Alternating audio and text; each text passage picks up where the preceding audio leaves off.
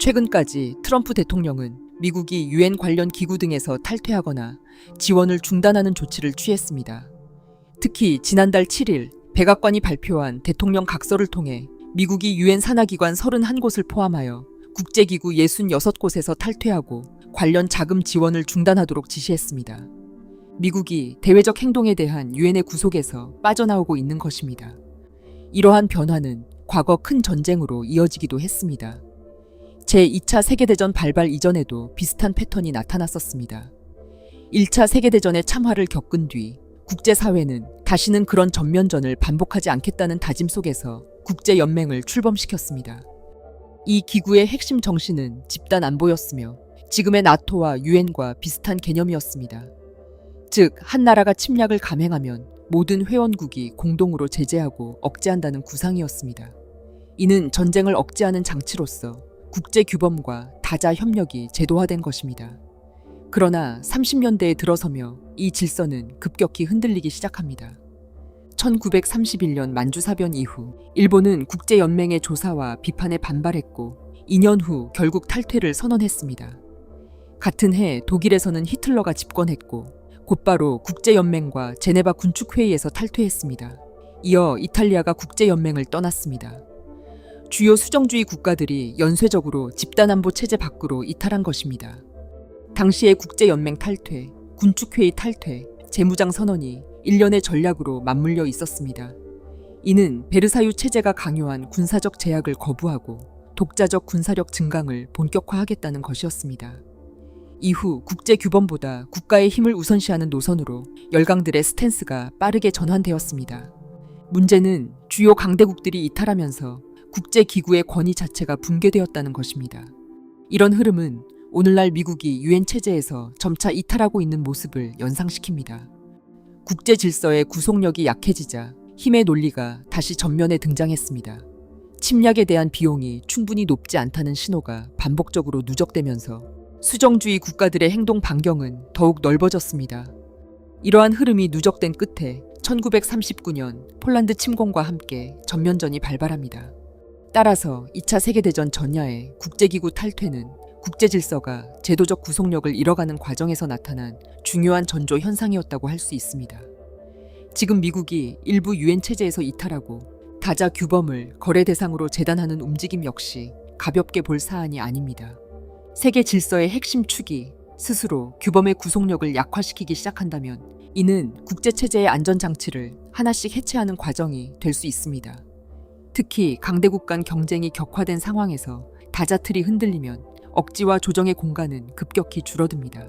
그런 의미에서 최근 미국의 탈퇴 흐름은 고립주의적 선택이자 집단 안보의 균열이 누적되던 1930년대와 닮은 위험한 징후이며 국제 질서가 힘의 정치로 기울기 시작했음을 알리는 전조로 읽힐 수 있습니다. 반면 새로운 전쟁이 올 것이라는 의견에 대한 회의적인 시각도 존재합니다. 3차 대전은 앞으로 일어날 전쟁이 아니라 지금 전 세계가 곧 3차 대전 상태에 있다는 해석입니다. 미국이 나토 지원을 중단하자 러시아가 힘을 얻어 다시 유럽을 위협하고 있습니다. 우크라이나 동부 전선은 또다시 화염에 휩싸이고 있습니다.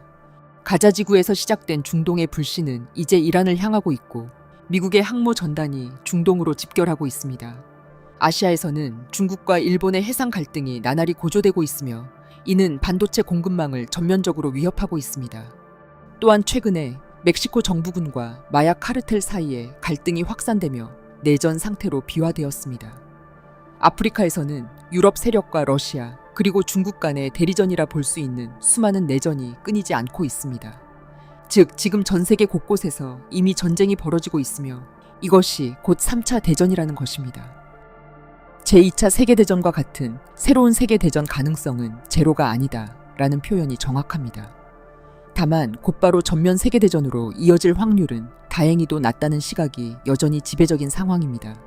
가령 중동과 동아시아 모두 강대국이 얽혀 있지만 동시에 강한 억지력이 작동하는 공간입니다. 중동에서 가장 현실적인 확전 경로는 이스라엘-이란 축입니다. 이스라엘이 이란의 핵시설을 직접 타격하고 미국이 하메네이 정권을 축출하면 이에 반발한 이란 혁명수비대가 미군 기지 공격이나 호르무즈 해협 봉쇄로 대응하는 시나리오가 거론됩니다. 이후 미국의 직접 참전, 레바논 남부 헤즈볼라의 전면 개입, 걸프 산유국의 방어 참여로 이어질 수 있습니다. 특히 호르무즈 해협이 봉쇄되면 세계 원유 물동량의 상당 부분이 타격을 받게 됩니다. 그러나 제동 장치도 분명 존재합니다. 우선 석유에서 비롯되는 국제적 혼란은 미국이 원하는 방향이 아닙니다. 특히 이란의 경우 정권 생존을 최우선에 두고 있습니다. 반면 전면전으로의 확산은 체제 붕괴 위험을 동반합니다.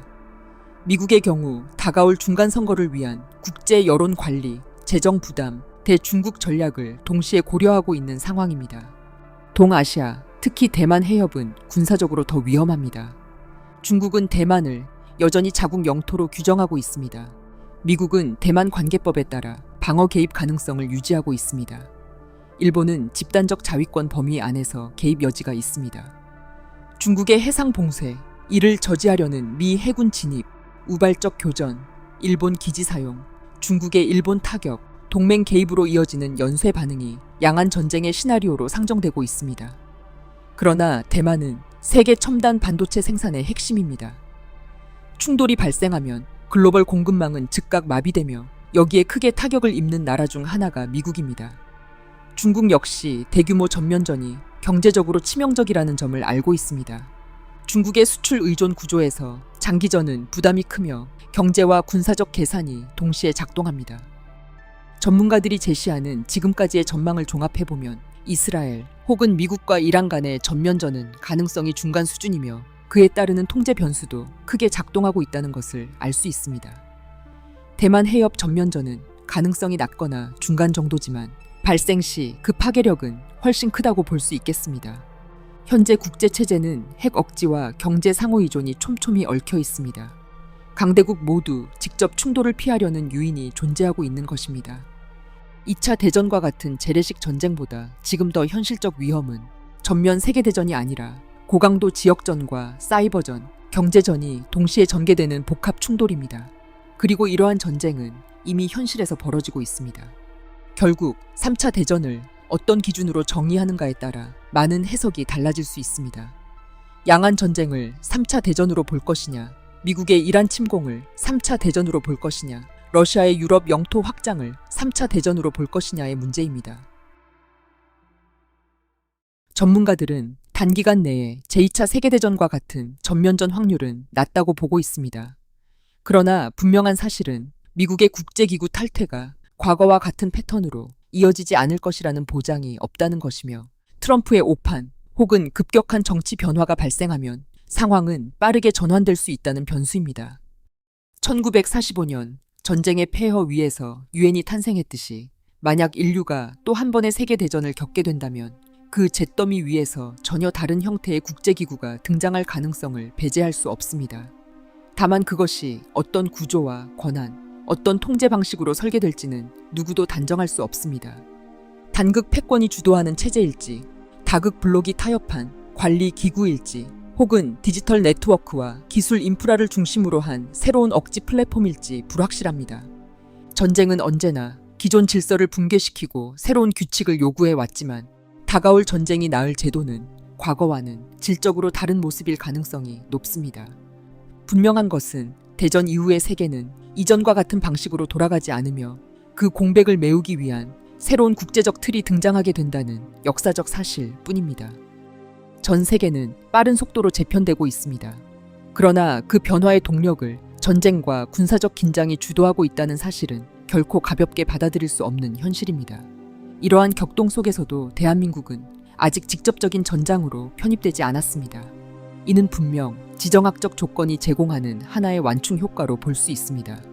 양안 전쟁이 발생할 경우 대한민국의 기본적 위치는 전투의 최전선이라기보다 병참과 후방 지원 거점에 가까울 가능성이 큽니다. 전면 개입 가능성을 배제할 수는 없지만 현재로서는 즉각적이고 직접적인 군사 개입을 예고하는 징후는 관측되지 않습니다. 그러나 국제 질서는 빠르게 움직이고 있습니다. 지금 한국이 누리고 있는 상대적 안정은 영구적인 보장을 뜻하는 것이 아님을 잊지 말아야 합니다. 시청해주셔서 감사합니다.